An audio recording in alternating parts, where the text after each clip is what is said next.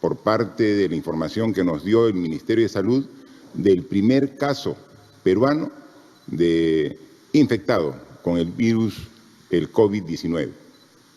Ha pasado un mes y realmente parece que hubiera pasado mucho más tiempo por la gran cantidad de decisiones que hemos tomado en este mes para estar lo mejor preparados como país, como población, como conjunto, para enfrentar esta enfermedad que es tan contagiosa y que en muy poco tiempo, en pocos meses, ha comprometido a más de 200 países en todo el mundo. Empezó hace algunos meses en China, parecía tan lejano que llegue a nuestro continente, y pasando poco a poco por diversos países, llegó el 6 de marzo. Y cuando llegó, como era un caso de un ciudadano que había estado en Europa, se pensaba también que la posibilidad de contagio al interior era mínima. Y comenzó a expandirse esta enfermedad, primero en Lima, luego una región, luego otra, y ahora casi ha cubierto ya el territorio nacional. Esta enfermedad nos ha obligado a tomar decisiones difíciles, pero necesarias. El día 16 de marzo, a los 10 días del primer caso en el Perú, declaramos el estado de emergencia, que ahora estamos en el día 22 y que lo evaluamos muy a detalle respecto a los diferentes indicadores que nos muestran el nivel de evolución de esta enfermedad. Hay otros países que han sido contagiados antes que el Perú y podemos ver en ellos cómo es el proceso, que tiene una etapa inicial, que comienza a expandirse la enfermedad, que llega a un pico alto de niveles de contagio y que luego gradualmente comienza a descender. Incluso hay algunos países que ya comenzaron a descender y se confiaron y nuevamente rebota la curva con nuevos contagios. Lo que nos hace a nosotros en el Perú tomar todas las precauciones para manejar de la mejor manera esta enfermedad. Lo dijimos desde el primer día que no íbamos a escatimar ningún esfuerzo. No lo hemos hecho. Y eso nos permite estar preparados para los momentos difíciles que ya hemos vivido y los que todavía vienen por delante. Cuando nos preparamos como Estado, ponemos el esfuerzo para poder responder a los requerimientos de la enfermedad. Hemos habilitado nuevos hospitales, hemos dispuesto de mayor cantidad de equipos, hemos facilitado al personal asistencial de salud, de las Fuerzas Armadas, de la Policía, para que puedan hacer la labor que les corresponde. Como en estas ya más de 3 semanas, que prácticamente por el estado de emergencia muchas actividades económicas se han paralizado, hemos hecho una serie de medidas y las hemos implementado para atender a la población vulnerable que se afecta en mayor grado de las decisiones que hemos tomado. Todos nos afectamos. Desde el momento que no podemos salir de nuestras casas, ya todos estamos afectados. Pero siempre existe población que es más vulnerable que el resto del país. Y a ellos van dirigidos nuestros principales esfuerzos de atenderlos. A la población, a las empresas que también se ven afectadas con esta paralización de actividades económicas. Y los atendemos a las empresas porque detrás de las empresas hay trabajadores que también tenemos que atender. Entonces, el trabajo es arduo, pero el compromiso es permanente. O sea, no aflojamos en ningún momento. O sea, seguimos con el mismo esfuerzo, entusiasmo y compromiso que el primer día, sabiendo que no hemos llegado todavía a la parte más difícil. Porque, como ustedes apreciaron la semana pasada, cuando con ayuda de una gráfica les expliqué a todo el país cómo es la evolución de la enfermedad y lo que hemos logrado con las medidas de inmovilización social y el distanciamiento que hemos solicitado a la población y que gran parte lo ha cogido, de tener una curva que crezca de manera muy abrupta, de tal forma que no tendríamos los mecanismos adecuados para responder la demanda y que le hemos aplanado esa curva, pero en esa curva que si bien está aplanada, sigue en ascenso, ¿no? ¿Y cuándo vamos a llegar a la parte superior de esa curva? Es como subir una montaña, es como subir un cerro. Y en la medida que nos acercamos a la cima, tenemos que hacer más esfuerzo. Estamos en ese tramo, en el tramo del tercio superior para llegar a la cima, a la cúspide de esa montaña. Y de ahí va a comenzar a bajar. Seguirán todavía los problemas cuando comenzamos a bajar, pero se comienzan a minorar gradualmente. Pero todavía estamos en el tercio final del ascenso a esa montaña, y como los que hemos hecho ese tipo de ejercicios, cuando estás por llegar a la cima de un cerro, de una montaña, de una colina, es cada vez más difícil. Tenemos que hacer más esfuerzo, y cuando parece que estamos más cerca, tenemos que redoblar el esfuerzo para llegar y cumplir con el objetivo. Estamos en ello. Y precisamente el ministro de Salud manifestaba que esta semana, o quizás dos, ¿no?, son difíciles, porque los casos van a incrementar aún más y nos va a merecer la respuesta de todos los que tenemos que afrontar esta enfermedad de manera mucho más intensa. Pero sabemos lo que viene y estamos preparados para enfrentarlo. Eso es lo importante. Aquí, lo que sería crítico es, en primer lugar, no saber qué va a pasar, ¿no? Es decir, estamos con los ojos vendados y no sabemos qué viene. Eso sería un problema. Sabemos que viene la parte final de este ascenso a esta montaña y que es más difícil. Sabemos que viene. Eso nos da tranquilidad para, con conocimiento de causa, afrontar mejor el problema. Y eso también nos permite esforzarnos más con toda la respuesta. Y lo estamos haciendo. Hoy hemos tenido una larga jornada de trabajo con el ministro de Salud y su equipo, ¿no?, de su equipo que ve los diferentes aspectos que tiene que atender, ¿no?, con este comando de operaciones que tiene que ver a nivel nacional cuál es nuestra respuesta, ¿no?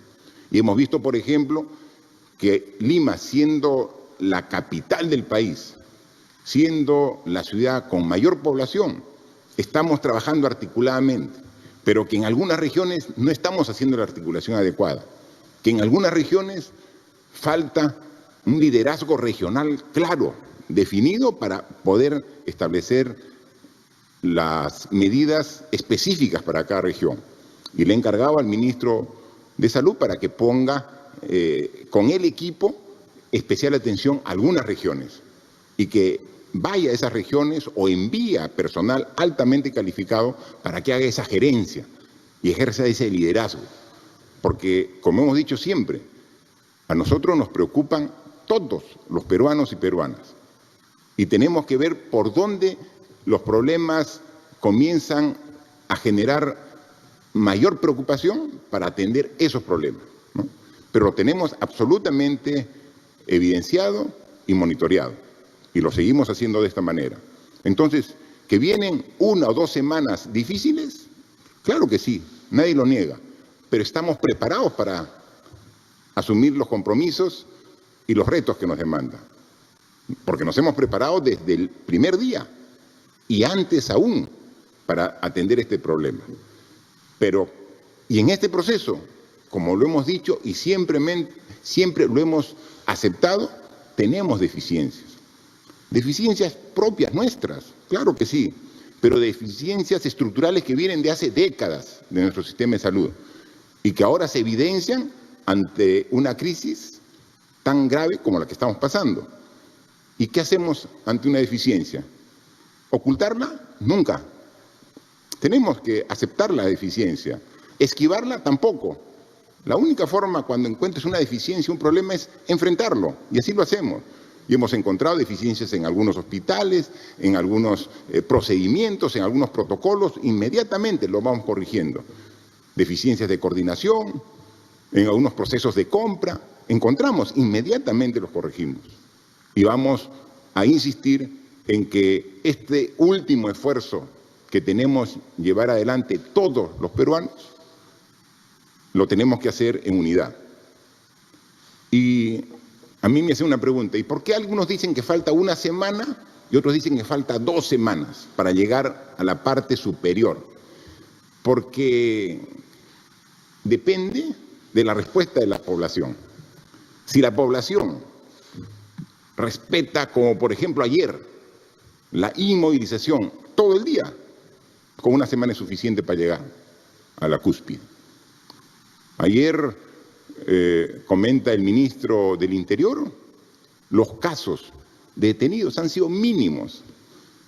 O sea, en todo el país la población ha acatado mayoritariamente la inmovilización de todo el día domingo. Pero sin embargo, el día sábado ha habido concentraciones de población multitudinaria, principalmente en los mercados, que ha ido contra lo que estamos demandando hace más de 3 semanas, que la forma de combatir esta enfermedad es con el distanciamiento social. Pero si estamos en un mercado todos juntos, amontonados, o sea, estamos haciendo una proliferación del virus, ¿no? Y entonces, si tenemos ese tipo de actitudes y comportamientos, quizás ni las 2 semanas sean suficientes, ni las 2 semanas van a ser suficientes si somos irresponsables en ese tipo de actitudes. Si actuamos como ayer, todos responsablemente, lo podemos vencer mucho más rápido. Porque lo que también ha demostrado este virus es que lo vence no el país que tenga más poder económico.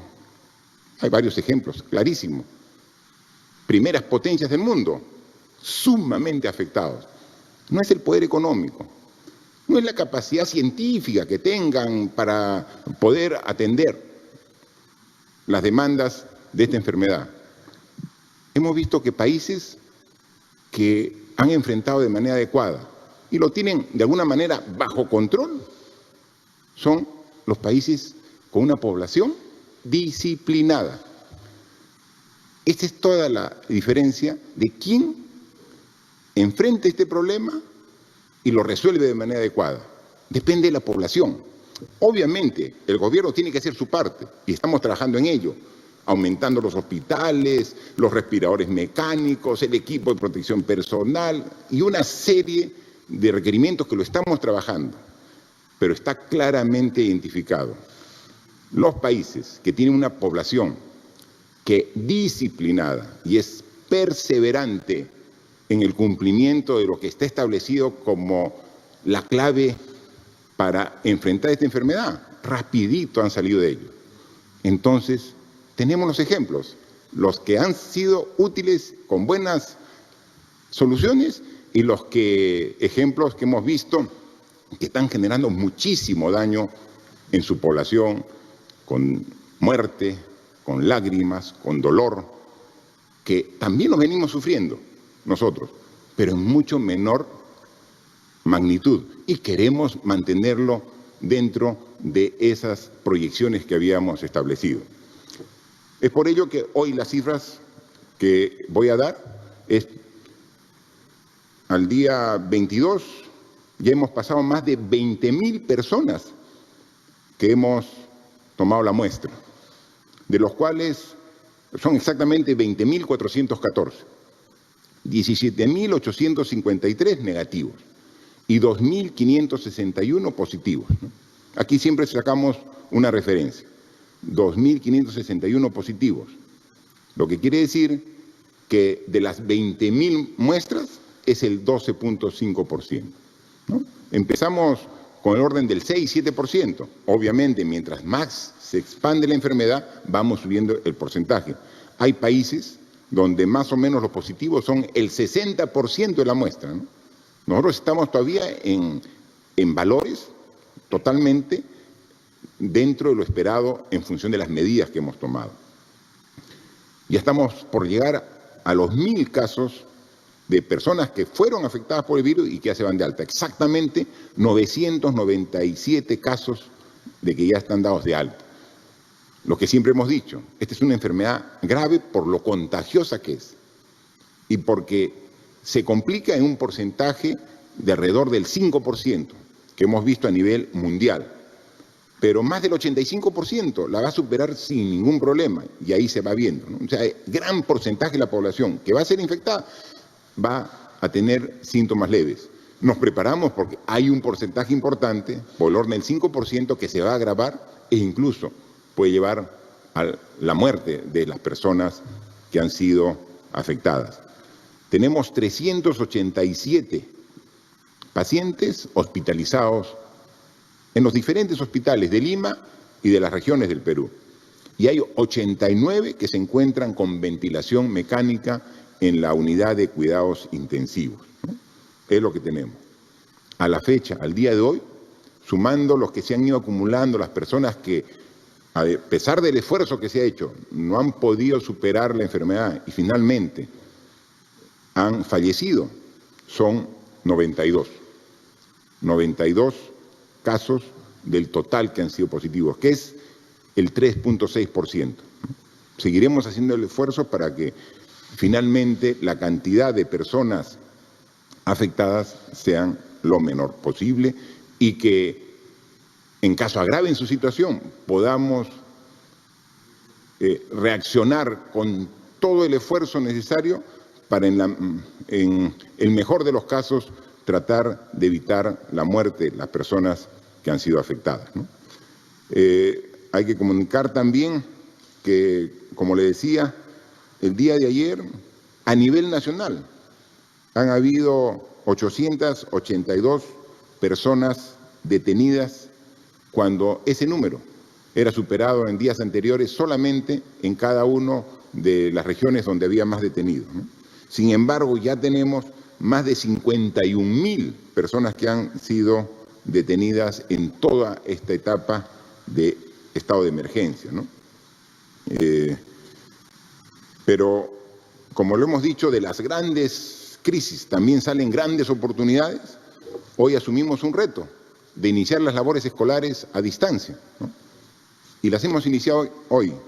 Cuando la semana pasada lo anunciamos, la mayoría de la población acogió de manera satisfactoria este anuncio, pero no faltó voces que siempre ven el lado negativo y con pesimismo dicen no, mejor no, y le comienzan siempre a encontrar problemas a las buenas decisiones y a las buenas acciones, ¿no?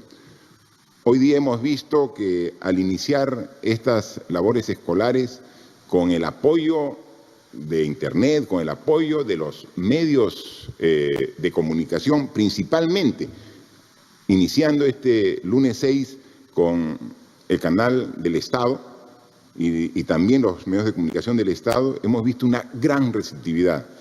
Y ver imágenes que nos han llegado de niños, de niñas, de todo el país, que con alegría se conectaban y veían nuevamente la posibilidad de iniciar, o más que iniciar, continuar este proceso de aprendizaje que siempre no han tenido en sus instituciones educativas, decimos, vale la pena el esfuerzo. Por eso, cuando vemos esos rostros iluminados de la niñez, que está ávida a recibir conocimiento y que a pesar, porque ellos no son ajenos al problema, saben los niños perfectamente por lo que estamos pasando y son muy conscientes de ello. Y cuando le damos esta oportunidad, yo creo que también ellos lo reciben y lo aprovechan de la mejor forma. En este proceso seguramente van a haber, como siempre, algunas dificultades y deficiencias. Lo estamos evaluando y monitoreando para corregir, pero sobre este inicio de clases escolares, yo quisiera que Martín, el ministro de Educación, nos pueda dar un poco más de información, cómo hemos empezado y qué perspectivas tenemos como educación al respecto, por favor. Muchas gracias, presidente. Efectivamente, el día de hoy hemos empezado el año escolar en su fase remota, no presencial, a distancia. Hemos empezado con todo, con todas las energías, con la unidad de muchos actores del sector. Los profesores están ya comprometidos con esta tarea, los padres de familia también están comprometidos, los directores por igual. Las direcciones regionales de educación nos han apoyado enormemente a llevar los mensajes hacia los distritos, hacia los colegios de los centros poblados, y en ese sentido podemos decir que hemos iniciado el año escolar con una respuesta muy positiva de todos los actores.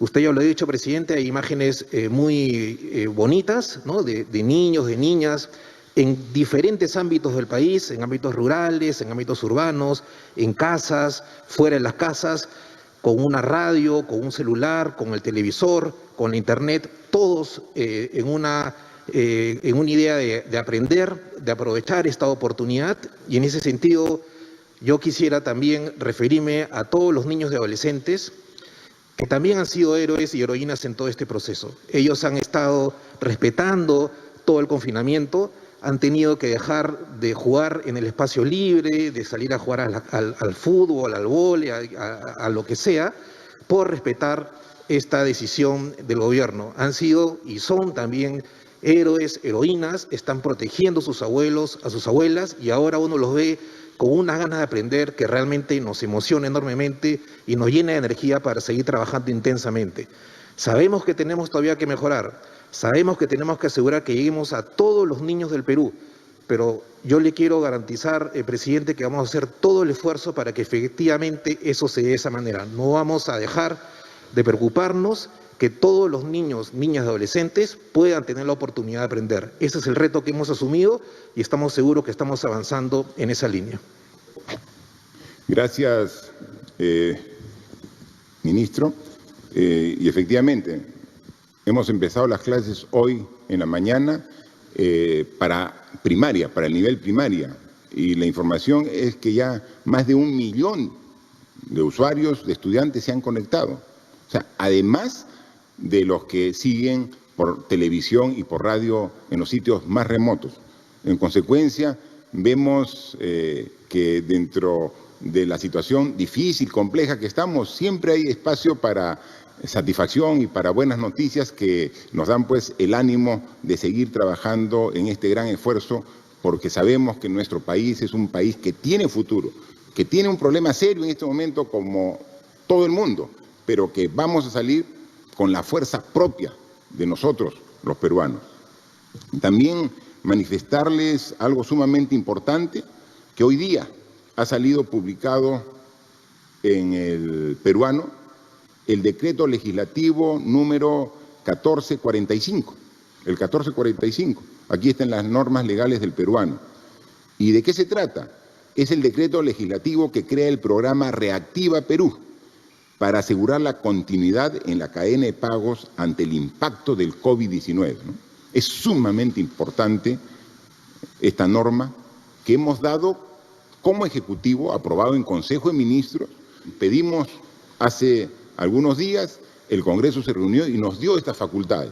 Esta es la primera norma con carácter de decreto legislativo que hemos emitido. Y es sumamente importante, ya lo dijimos la semana pasada, dimos un adelanto, porque significa la garantía del Ministerio de Economía y Finanzas de 30.000 millones de soles para que el sistema pueda seguir funcionando. Es decir, garantía para que las empresas puedan seguir funcionando. O sea, esto va a ser muy poderoso, porque así como tenemos que hacer todo el esfuerzo a través del sector salud, para poder atender las demandas de esta enfermedad, que cada vez son más grandes y cada vez tenemos que esforzarnos más para estar a la altura de la demanda del COVID-19, sabemos que también tiene efecto en la economía y entonces el esfuerzo grande del sistema de salud tiene que ir de la mano con un esfuerzo grande en la economía para evitar el menor daño también a todos los peruanos en su economía. Entonces, estos 30.000 millones de soles que como garantía da el Ministerio de Economía y Finanzas va a posibilitar dar créditos a más de 350.000 empresas, de las cuales 314.000 son empresas pequeñas, de menos de 10 trabajadores, que son las que ahora dicen, ¿y qué hago? No vendo, no doy ningún servicio y entonces necesito un apoyo financiero para continuar trabajando en los días posteriores.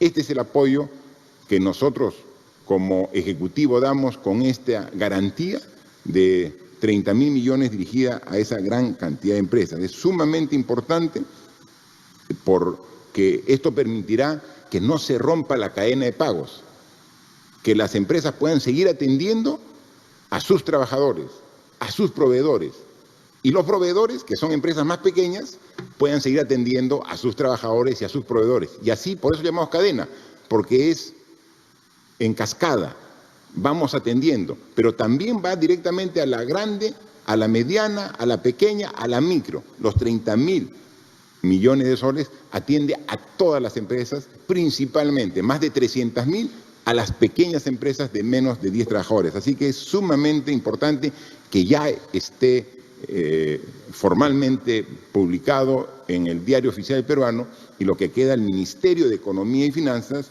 inmediatamente, en coordinación con el Banco Central de Reserva, con la Superintendencia de Banca y Seguros, trabajar el reglamento para la aplicación inmediata de esta norma, ¿no? Luego también, esta norma recién ha salido ahora, pero ya hemos sacado normas la semana pasada para atender también a las empresas en cuanto al subsidio de la planilla, porque hay empresas que ya tienen 3 semanas paradas y todavía va para una semana más y tienen planilla y dicen, ¿cómo hago para atender la planilla? El gobierno está atendiendo a ellos y también ve este tema. Y también ya sacamos nosotros una norma anterior para dar un fondo de apoyo empresarial para pequeño y microempresas. Esos dos temas que son muy importantes porque son los que permiten la continuidad del sistema para que los daños que genera esta enfermedad puedan ser atendidos de manera adecuada también en la economía, que nos pueda indicar la ministra de la Producción, Rocío, algunos detalles sobre cómo va el avance de estos aspectos que son tan importantes. Gracias, presidente. Como bien señala, ya la semana pasada nosotros emitimos el decreto de urgencia del Fondo de Apoyo Empresarial, el FAEMIPE, con el objetivo de otorgar créditos para capital de trabajo para las pequeñas y microempresas, así como también para la reprogramación de sus deudas que pudieran tener en el sistema financiero. En ese sentido, presidente, hasta la fecha ya se han firmado 11 convenios con cajas rurales y municipales y podemos mencionar que hasta la fecha ya se desembolsaron 26 millones, por ejemplo, para la Caja Arequipa, que va a beneficiar a 3.348 beneficiarios. Y el día de hoy, presidente, se estará también desembolsando 16 millones para Financiera Efectiva, que podrá beneficiar a 2.800 beneficiarios y así vamos avanzando, presidente. Respecto al tema del subsidio para la planilla de hasta el 35% para las empresas, para sus trabajadores que ganen hasta 1.500 soles, podemos mencionarle, presidente, que hasta la fecha ya se han inscrito 265.000 empresas para ser beneficiarios justamente de este subsidio que se ha otorgado. Gracias, ministra. Y hay 265.000 empresas que van a recibir, que se han inscrito para recibir este subsidio. Y esto representa un esfuerzo adicional del Ministerio de Economía y Finanzas con más de 500 millones de soles que vamos a atender para que puedan seguir operando estas empresas. Se dan cuenta que el esfuerzo es enorme y que estamos trabajando en todos los aspectos, ¿no? Estamos trabajando en el aspecto propio de atender a la enfermedad, a los pacientes y a los que por sus propias características necesitan cuidados intensivos. Perfecto, ese es el tema de salud. El tema de la economía, que es tan importante para que el sistema siga funcionando y no colapse y se pare todo.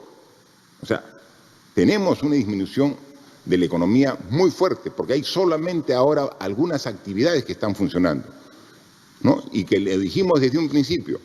Yo recuerdo que cuando el día domingo 15 estábamos en sesión de Consejo de Ministros, analizando y aprobando el estado de emergencia, habían colas inmensas en los mercados, supermercados, en las tiendas, comprando todo.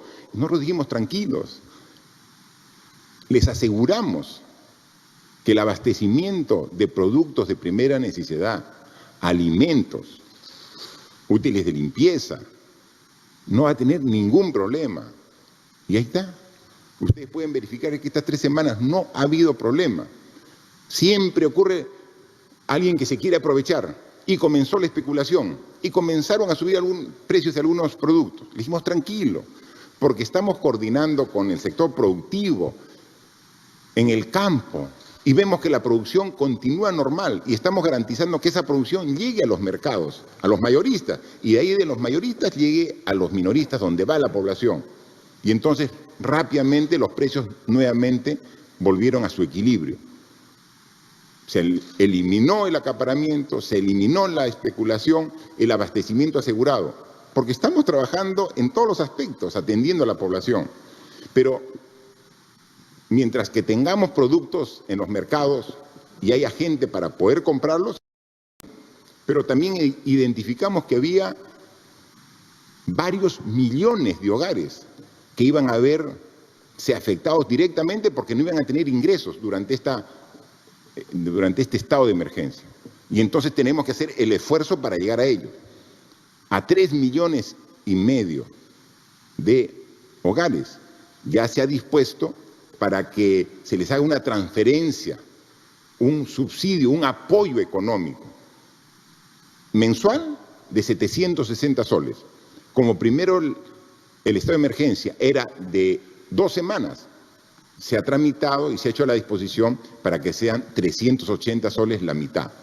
Ya más o menos el 60% de esa población que se ha visto ya ha cobrado. Lo hubiéramos hecho más rápido, ¿no? Y esas son las enseñanzas que nos dejan este tipo de problemas. ¿Por qué es tan dificultoso hacer la transferencia? Si voluntad política hay, vamos a atender a estas 3,5 millones de hogares. La decisión está tomada. El recurso existe, el dinero lo tenemos. Lo difícil es la transferencia, porque cuando vemos 3,5 millones de hogares, ni 1 millón, siquiera ni 1 millón, tiene cuentas en un banco, ni en el Banco de la Nación. Quería hacer algo básico y fundamental. Ahí sería fácil agarrar y transferir a todos a su cuenta. Y pueden ir con su tarjeta y sacar de cajero o pueden ir a una ventanilla y sacar el dinero. Pero como no hay, y es parte de lo que tenemos que ver, queremos llegar a un nivel donde todos los hogares puedan tener su tarjeta de ahorros, donde podamos como Estado, en circunstancias como esta o en cualquier otra, poder hacer una transferencia directamente bancaria. Pero esas deficiencias en el sistema para poder hacer la transferencia de este apoyo económico no nos puede, no puede generar en nosotros una decisión como es difícil transferir, no lo hacemos. Con mayor razón tenemos que hacerlo, porque esas personas tenemos que llegar. Y lo que estamos ahora evaluando y estamos viendo con el Ministerio de Desarrollo e Inclusión Social, con el Ministerio de Economía, es que a pesar del gran esfuerzo que ya hemos hecho para llegar a estos 3,5 millones de hogares, que todavía está en proceso de pago, todavía no hay algunos que no han recibido, pero está en proceso un poco dificultoso por esta falta de tener esta operatividad bancaria para hacerles más rápido. Lo estamos haciendo, pero hemos visto el padrón nacional de hogares y vemos que hay un sector que en la primera lectura que se veía como no vulnerable, pero ya después de 3 semanas o un mes sin ingresos se convierte en vulnerable. Entonces tenemos que hacer una revisión del padrón general y hacer un esfuerzo adicional que en esta semana lo estamos definiendo para que los hogares que no han sido incluidos en estos padrones también puedan ser. Quizás por deficiencia en el último censo, que no llegaron a los hogares más alejados en las ciudades.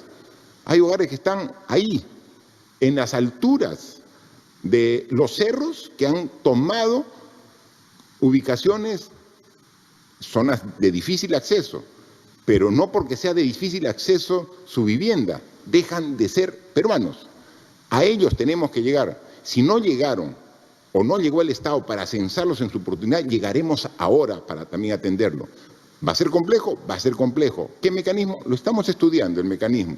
Y eso seguramente el día martes, mañana o el miércoles estaremos anunciando cuál va a ser el mecanismo, pero también vamos a ver, aquí nadie se puede quedar fuera de este apoyo solidario que como Estado queremos dar a las familias más vulnerables que requieren el apoyo de su Estado en este momento. Y así como trabajamos al interior del país, vemos también hacia el exterior los buenos resultados que han tenido algunos países y estamos en contacto con ellos. Hoy día tenemos una reunión de videoconferencia con los países de la región, de América del Sur, y ahí vamos a intercambiar algunas de nuestras experiencias para tratar siempre de buscar tener la mejor posición. Pero también hemos visto que hay dos países que a nivel mundial tuvieron muy buena respuesta. Uno fue China, donde se inició esta epidemia que luego se tornó en una pandemia, ¿no?, en la medida que fue afectando a todo el mundo. Y entonces les indiqué que la semana pasada recibí una comunicación del presidente Xi Jinping, presidente de China, y con él estamos coordinando para un intercambio de experiencias y el apoyo de este país que ya tiene una experiencia en esta enfermedad y que puede dar no solamente su conocimiento, sino también un tipo de equipos y accesorios necesarios. Ayer, en horas de la noche, tuve la oportunidad de conversar telefónicamente con el presidente de un país que ha tenido una respuesta muy eficiente ante esta epidemia, el COVID-19. Me refiero al presidente Moon Jae-in, es el presidente de Corea del Sur. Con él, ayer en la noche, conversamos por un poco más de 20 minutos, donde intercambiamos la experiencia que ellos tienen con el esfuerzo que estamos realizando nosotros. Y hay un compromiso de apoyar, primero desde el punto de vista científico, con la data, cómo ha ido evolucionando la enfermedad en Corea para tomar como referencia en función de las proyecciones que estamos haciendo. Y dos, también en toda su tecnología, ¿no? Ellos tienen propio desarrollo de tecnología para poder afrontar desde el punto de vista científico esta epidemia y hay el compromiso de trabajar muy coordinadamente. Así que estamos recurriendo a todo el esfuerzo propio nacional.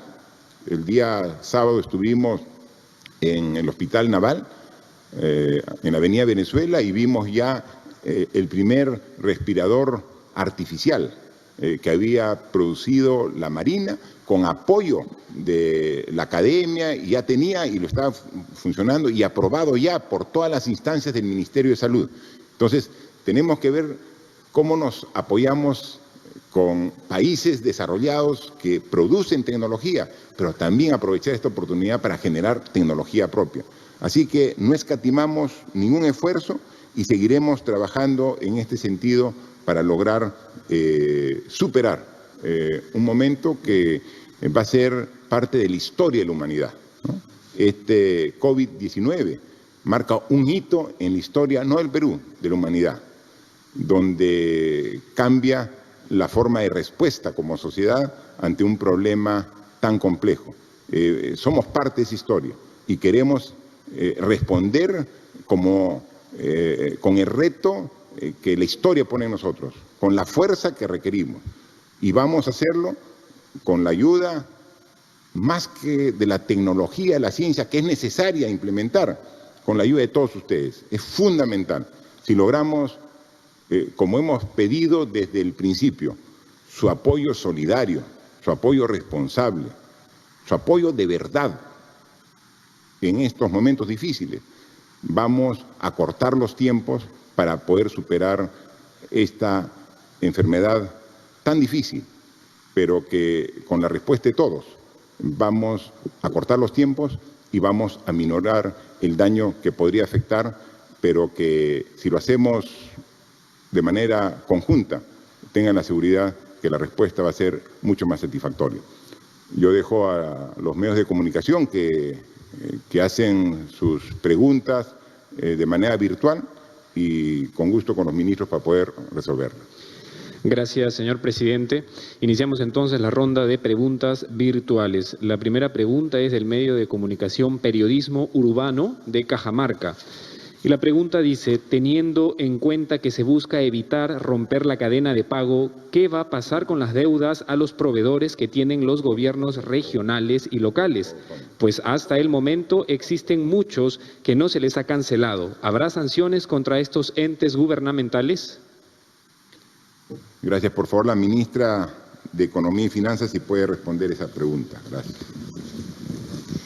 Muchas gracias, presidente. Efectivamente, tenemos que evitar durante esta crisis, para que no afecte a las empresas y a los proveedores, evitar el rompimiento de la cadena de pagos. Así como el Premier nos ha instado a todos los ministerios a poder darle celeridad a todos los trámites relacionados al pago de proveedores, órdenes de servicio, adquisiciones, nosotros también pedimos el apoyo de los gobiernos regionales y locales para que den celeridad a todos estos trámites, porque es importante que los proveedores reciban los recursos como contraprestación de los bienes y servicios que han otorgado a los gobiernos regionales y locales. Gracias. La siguiente pregunta es de Portal Útero. La pregunta dice, conforme con la quinta disposición transitoria de la Ley de Radio y Televisión, que dice lo siguiente: de conformidad con lo establecido en el último párrafo del artículo 14 de la Constitución Política, los medios de radiodifusión colaborarán con el Estado en la educación y la formación moral y cultural, destinando un porcentaje mínimo dentro de su programación a estos contenidos, que será establecido por los propios radiodifusores. El Gobierno dispondrá, como es legal, de la señal de los canales de televisión de señal abierta para transmitir la franja educativa para llegar a aquellos niños que no cuentan con servicio de Internet o computadora en casa.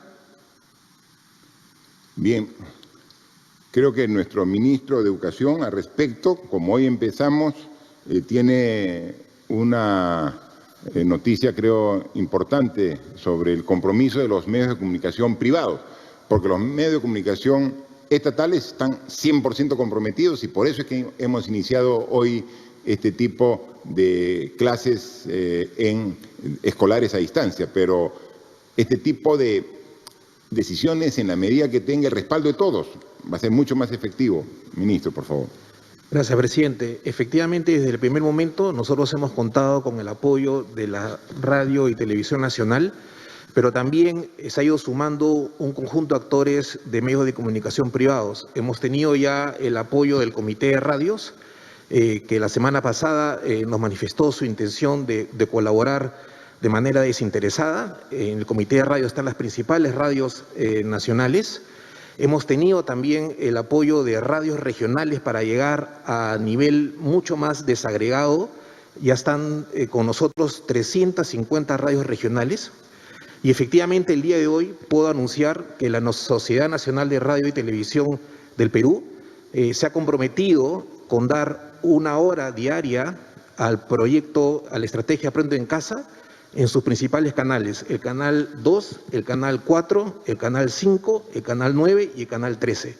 Con eso tenemos a los medios de comunicación apoyando la estrategia Aprendo en Casa y nosotros estaremos ya empezando la producción para poder cubrir los contenidos en esta franja adicional que vamos a tener con los canales privados. Bien, ministro, en estos momentos de crisis, de emergencia, todos tenemos que poner lo mejor de nosotros, ¿no? Y cómo los medios de comunicación no van a hacer lo propio. Qué bien que hayan ofrecido esta hora diaria de su programación comercial para la educación de la niñez, que es tan importante. Así que a partir del próximo lunes, no solamente será todo el aparato del Estado el que pondrá su señal para educar, inicial, primaria y secundaria, sino contará también con todo el apoyo de los medios de comunicación privados, comerciales, que se suman a esta propuesta del Ministerio de Educación en beneficio de la niñez. O sea que sí es posible trabajar juntos, ¿cómo no? Así que esto va a ser un hecho inédito y vamos a tener, yo estoy seguro, excelentes resultados que serán utilizados incluso una vez que se supere esta emergencia en beneficio de la educación de todos los peruanos. La siguiente pregunta es del portal Ojo Público. La pregunta es, ¿por qué el Perú compró 11.000 pruebas moleculares al laboratorio Roche cuando estas pruebas solo funcionan con máquinas PCR de la misma marca? Esta dependencia de proveedor es reconocida por la misma Roche y ya ha generado disputas en países como Ecuador y Holanda. Sí, por favor, ministro de Salud. A ver, explicar. Muy buenas tardes. Esta pregunta me permite hacer una reflexión y tratar de explicar el proceso que estamos viviendo. Creo que muchas personas, muchos de nosotros hemos vivido un momento en que un familiar muy cercano ha tenido una enfermedad grave y urgente. Y se nos ha dado una indicación, que necesita unos rayos X, un examen de laboratorio y unas medicinas para recuperar su salud. Pero esos rayos X, esos laboratorios, esas medicinas, tienen que ser para hoy. No tienen que ser para mañana, ni dentro de un mes, ni dentro de 2 meses. Y salimos a comprar o a pedir esos servicios y nos ofrecen distintos precios. Y a veces nos dicen, bueno, yo te puedo conseguir este producto barato, pero tienes que esperar 2 meses o 3 meses. No podemos darnos ese lujo porque nuestro familiar, nuestro ser querido, está en riesgo de perder la vida o quedar severamente dañado. Eso está pasando con nuestro país. Nuestro país le ha entrado una enfermedad, es urgente de ser tratada. Y en estas condiciones, además, por un germen que no conocemos con precisión. Somos un país, además, que sale a comprar con sus ahorros, los ahorros de muchísimos años de sacrificio que hemos hecho todas y todos en el Perú. Salimos a comprar y lo hacemos con 2 criterios. El primero, preservar la vida y la salud de nuestros compatriotas. Ese es el primer criterio. Y los medicamentos y los rayos X y los laboratorios que necesitamos, los necesitamos hoy. El segundo criterio que usamos es la ley. Tratamos en estas condiciones de urgencia que nuestro paciente necesita, que es nuestro país, lo tenemos que hacer en los márgenes que nos establece la ley. Entonces, ¿qué hemos hecho en el Ministerio de Salud? Como necesitamos esas pruebas de laboratorio y resulta que no hay muchas farmacias en donde comprarlas, hemos salido a comprar en casi todas ellas, donde tengan el producto a distintos precios, en distintas presentaciones, en jarabe, en pastilla, en inyección, para que podamos tener todas las opciones que ofrecerle a nuestros compatriotas. En el caso en particular de la prueba de laboratorio, ya he explicado aquí en este espacio y en otros espacios que nosotros hemos optado por diversificar. Hemos comprado pruebas moleculares y hemos comprado pruebas serológicas. Las pruebas moleculares las hemos comprado vía distintos mecanismos, vía la Organización Panamericana de la Salud, vía donaciones, vía mercado nacional y vía mercado internacional. En este caso también hemos usado distintos mecanismos de compra que tiene el Estado. En este caso en particular lo hemos hecho a través de Perú Compras. Hemos invitado a 18 postores, 4 de las cuales han sido calificadas por precio y por oportunidad, porque pueden haber tenido un bajo precio y entregar el producto cuando no lo necesitaba nuestro paciente, y finalmente hemos optado por el mejor precio. Ese precio iba añadido el equipo.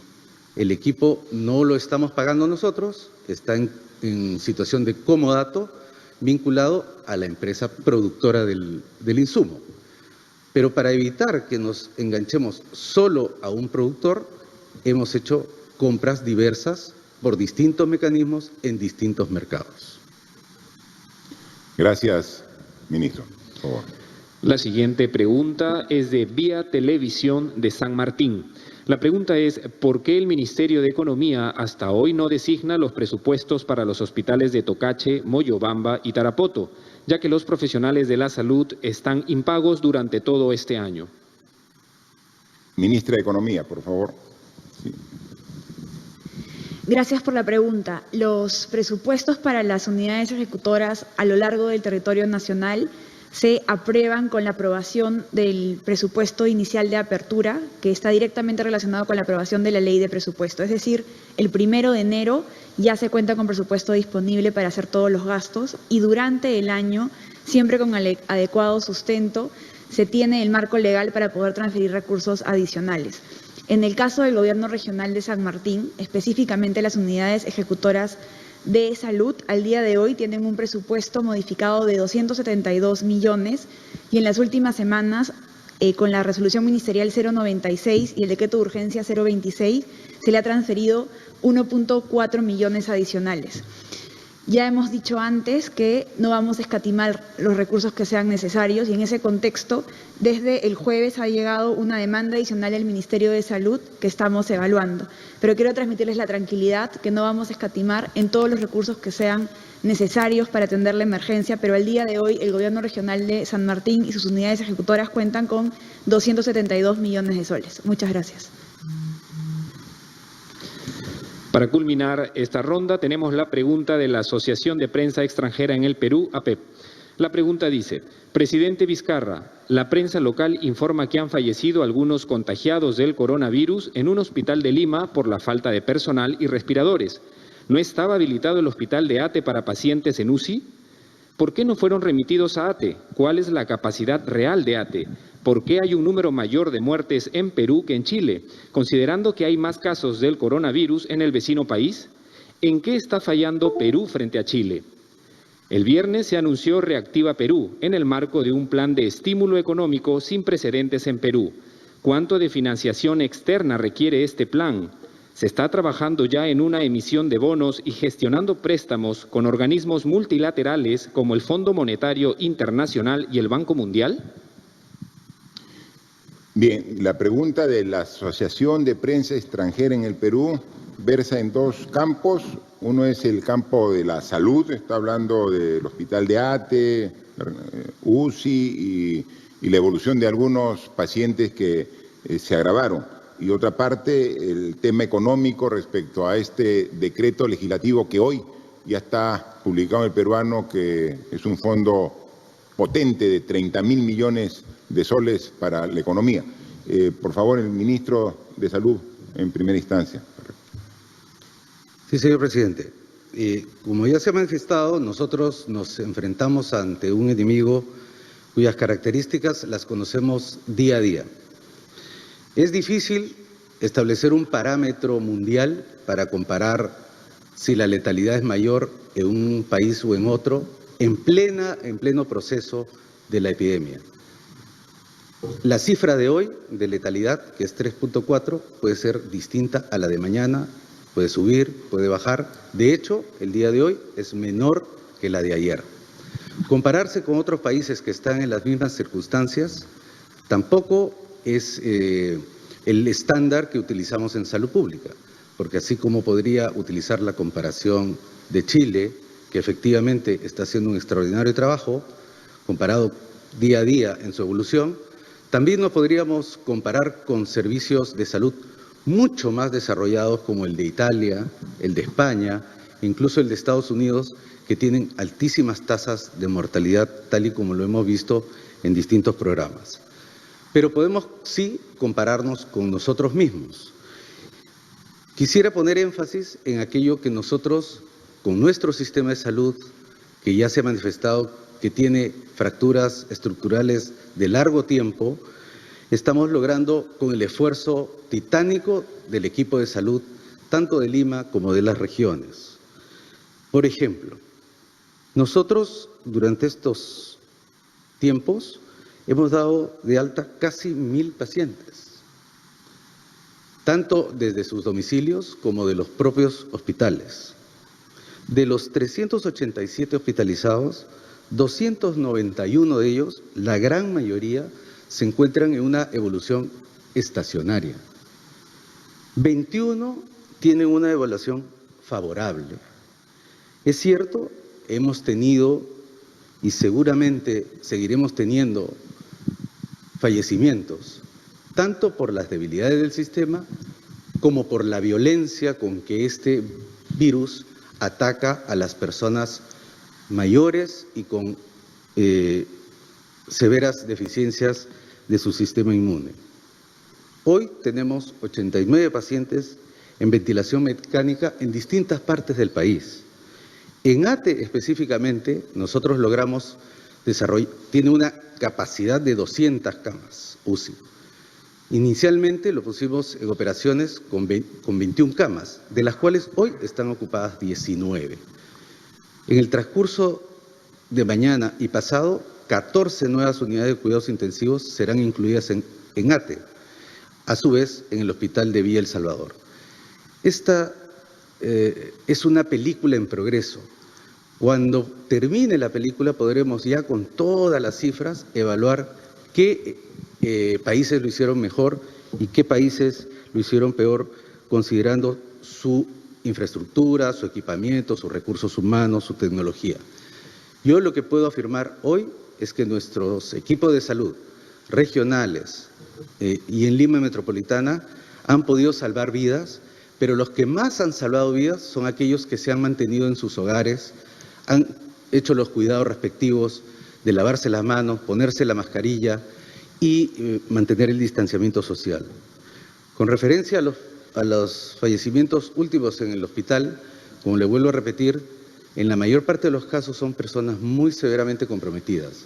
Los últimos 2 fallecimientos en un hospital fueron de una persona de 83 años con una fractura de cadera y neumonía, y otra persona de 73 años severamente desnutrida con leucemia y neumonía.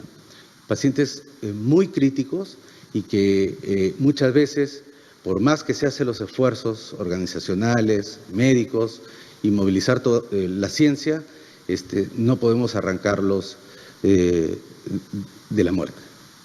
Gracias, ministro. Sí, yo también, mientras que iba usted respondiendo, entré yo aquí en mi celular, que uno puede entrar a la información global del coronavirus, y dice que al momento, ¿no? Por ejemplo, tenemos que a nivel mundial ya superamos el 1.300.000 infectados con el COVID-19. Exactamente, 1.312.628. O sea, con esa precisión podemos ver, ¿no? Y así como tenemos esa información global de cuántas personas en todo el mundo, y ahí está parte de ese 1.312.628 infectados, están pues los 2.561 del Perú, está nuestra contribución ahí al 1.300.000. Pero también entramos a esta misma información cuántas personas lamentablemente ya han fallecido en el mundo por esta enfermedad. Y tenemos que son 72.636. Lamentablemente, ya ha cobrado 72.000, más de 72.000 muertes esta enfermedad en los pocos meses que está afectando a toda la humanidad. Y entonces uno hace una división simple, 72.636, entre 1.312.628, 5.5%. Más o menos la letalidad que a la fecha, porque esto es dinámico, seguramente dentro de una semana, dentro de un mes, de acá a un año se va a hacer el análisis general. La letalidad es que el 5.5% de los infectados lamentablemente fallece. Esto es a nivel mundial. Nosotros tenemos nuestras cifras acá del Perú. En el Perú tenemos 2.561 casos positivos. ¿Y cuántos han fallecido? Lamentablemente, porque cada muerte nos duele. Cada muerte como peruanos la sentimos. Han fallecido 92 personas, ¿no? Dividimos 92 entre 2.561, es 3.6%. 3.6% de letalidad en el Perú respecto a 5.5% de letalidad en el mundo. Casi 2 puntos porcentuales menos, ¿no? ¿Qué tenemos que lograr? Mejorar día a día. Y por eso no nos comparemos con uno o con otro, porque vamos a tener 200 países para poder compararnos. Comparémonos con nosotros mismos, mejoremos día a día nuestra respuesta. Eso es, o sea, cómo solucionamos el problema en una región que se comienza a desbordar y vayamos juntos a atenderla. O sea, aquí seamos nosotros mismos los que nos esforcemos para cuidar a nuestra gente. Ese es el esfuerzo que pedimos de todos. Por eso es que agradecemos a la primera línea de salud que está ahí, enfermeras, médicos, personal técnico, todos, a las Fuerzas Armadas que están ahí en la medianoche, en la madrugada, cuidando que cumplan la inmovilización obligatoria, a la policía, eso. Ahora ya hemos dado una norma porque es obligatorio, si salen de sus viviendas, usar la mascarilla, obligatorio. Pueden usar una mascarilla, esta mascarilla es la que usan en los centros hospitalarios. Esta, más simple, pero igual de efectiva, pueden usar. Pero estamos pidiendo y hemos autorizado para que a través del Ministerio de la Producción fabricar aquí 10 millones de mascarillas para poder distribuir a la población, para que todos tengan. Entonces, ¿cuál es la forma de competir? Nosotros mismos tenemos que cada día ser mejores, por nosotros mismos, por la salud, por la vida, por el progreso y desarrollo de los peruanos. De eso se trata. Ese es el reto que tenemos por delante. Y estamos dispuestos a asumirlo. Lo estamos haciendo. Con dificultades lo estamos haciendo, pero con gran optimismo de que sí podemos cumplir con el objetivo de enfrentar de manera adecuada esta enfermedad. Pero bueno, me olvidaba que había una segunda parte de la pregunta. Por favor, ministra de Economía. Respecto específicamente a Reactiva Perú, recordemos que la liquidez viene del Banco Central con una garantía del Tesoro Público. Al día de hoy, esto se computa como un pasivo contingente y si en el futuro se activa la garantía, es decir, si efectivamente el Tesoro Público tiene que poner recursos, sería con endeudamiento. Como sabemos, tenemos endeudamiento de multilaterales y también en el mercado de capitales a tasas muy favorables, entre 2 y 4%. Eso es respecto a Reactiva Perú. Respecto al paquete grande que tenemos que considera la contención y la reactivación económica, hemos hablado de 12 puntos del PBI, pero esto incluye 4 tipos de instrumentos. Primero, las garantías, que está directamente relacionado a Reactiva Perú. Segundo, el ahorro privado. Recuerden que hemos permitido el acceso a fondos de las personas, como su CTS, su AFP. Tercer lugar, medidas de alivio tributario. Hemos prorrogado el pago de impuestos y en el marco de la delegación de facultades nos hemos dado un marco legal para poder evaluar algunas medidas de beneficios tributarios para los sectores más golpeados. Y el cuarto elemento es el gasto público. ¿Cómo vamos a financiar este gasto público? Primero, con reasignaciones presupuestales. En la medida que vamos aprobando decretos de urgencia, dispositivos legales, vamos adecuando el presupuesto. Segundo lugar, con nuestros activos. Nosotros tenemos como país ahorros en diferentes cuentas, tenemos activos, entonces eso también lo vamos a utilizar. Y también con endeudamiento. Como endeudamiento tenemos acceso a líneas contingentes de las multilaterales, pero también como gobierno, no solamente ahora, sino es una práctica que tenemos siempre, estamos evaluando las condiciones óptimas del mercado para ver si es necesario salir una emisión de bonos. Esto es algo que lo hacemos siempre. Recuerden el año pasado cuando la región tenía un problema de convulsión social y política, salimos con una emisión de bonos con tasas muy favorables, rompiendo récords. Entonces, toda la estrategia de financiamiento de este plan está adecuadamente estudiada, estamos siendo muy responsables y analizamos técnicamente las opciones y vamos tomando decisiones en beneficio de todos los ciudadanos. Muchas gracias.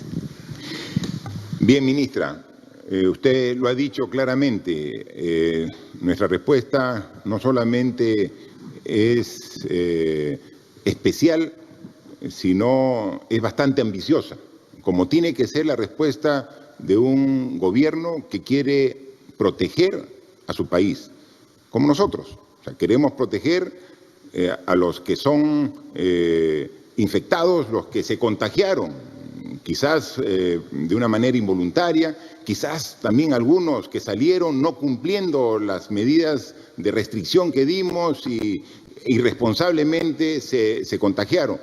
Hay que protegerlos y estamos haciendo el gran esfuerzo de protegerlos.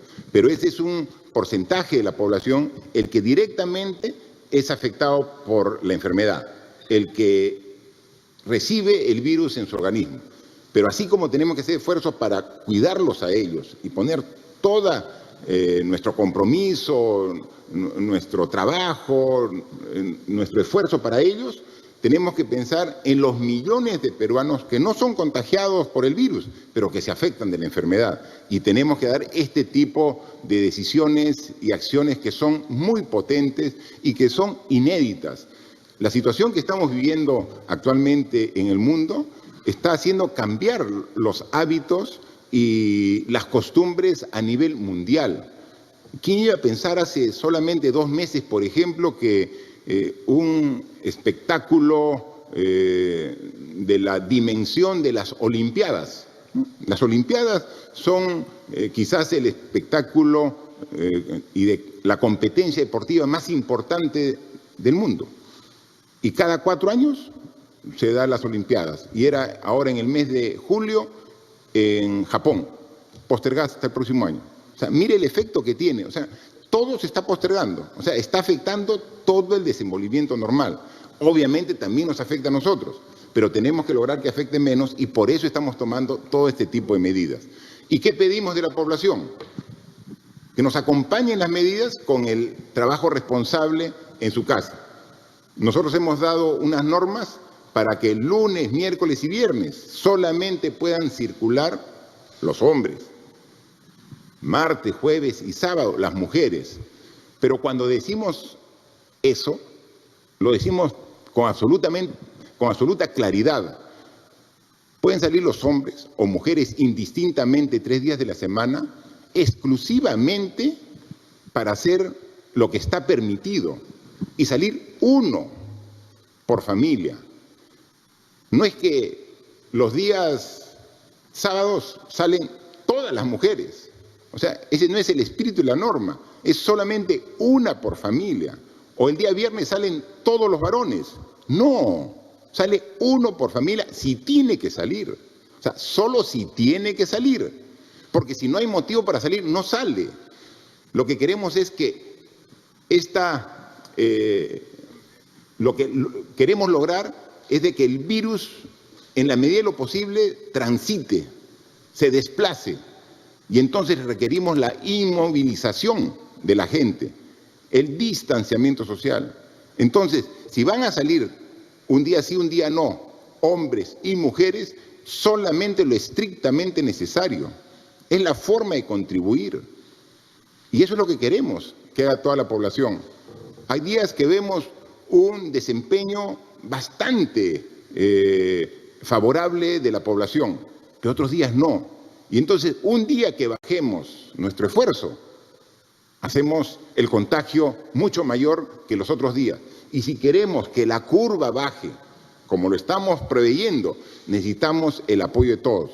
Lo estamos logrando con el apoyo de todos, pero todavía hay un porcentaje que tiene que tomar la verdadera conciencia. Y entonces, de esta manera, incluso la comisión multisectorial estaba en discusión, y lo vamos a terminar en el transcurso del día, ver sobre este jueves y viernes que normalmente, sin estado de emergencia, eran 2 días de carácter feriado. ¿Qué disposiciones vamos a tomar? Entonces, han hecho una propuesta para que jueves y viernes de esta semana también sea la inmovilización de todo el día. Comprendería un día más de hombres y un día más de mujeres, porque jueves estaba permitido que puedan salir las mujeres y el viernes los hombres, dado que esos 2 días, como ustedes saben perfectamente, en una situación ordinaria, normal, eran días feriados, donde había una reducción significativa del tránsito de las personas. Entonces, la propuesta que nos ha hecho la comisión multisectorial, pero recién, ahora a mediodía, antes de empezar esta jornada de comunicación que hacemos a toda la población, inmediatamente la vamos a consensuar con el ministro de Salud, con el ministro del Interior, con el ministro de Defensa y luego a través del Consejo de Ministros. Ahora, de manera virtual, lo veremos, ¿no? Le digo para que nosotros no queremos tomar decisiones que tome por sorpresa. Por eso es el motivo de estas reuniones. Por eso es que todos los días aquí salimos y damos la cara. A veces con resultados auspiciosos, a veces no tanto, pero siempre dando la cara, porque ese es el compromiso que tengo con mi país, estar al frente de ustedes, en los momentos difíciles, aquí al frente de ustedes, juntos, trabajando para vencer estos momentos difíciles.